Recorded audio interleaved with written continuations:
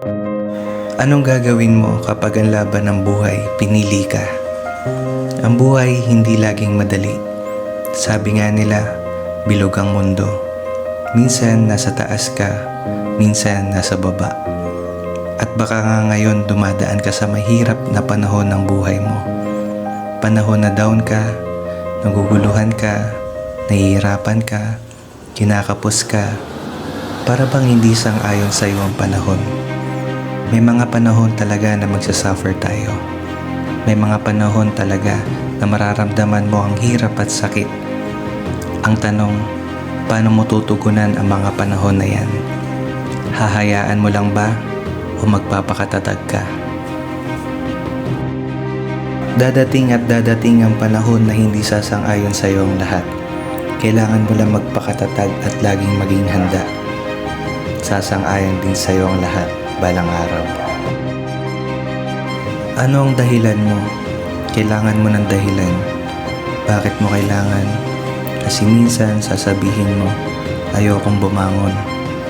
Pero ang dahilan mo ang magpupursige na magpabangon sa'yo. Kailangan ka ng magulang mo. Kailangan ka ng kapatid mo. Kailangan ka ng anak mo. Kaya bumangon ka. Ang dahilan mo ang magtutulak sa'yo pag di mo na kayang itulak ang sarili mo. Pag gusto mo nang sumuko, pag gusto mo nang mag-give up, ang dahilan mo ang magbibigay ng lakas na kailangan mo sa tuwing nanghihina ka. Kaya huwag mong kakalimutan ng mga dahilan mo.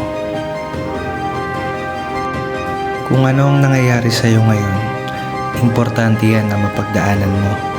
Habang nasa proseso ka, maraming nadadagdag sa'yo. Natututunan mong maitayo ang sarili mo. Mas lalo ka nagiging determinado at yung pagtiwala mo sa sarili mo nabubuo mo. Yung pagising mo sa umaga at pagtingin mo sa salamin, may pagmamalaki mo na ibang tao na ang nakikita mo. Taong mas matatag. Kahit alam mong mahirap, ginawa mo pa rin.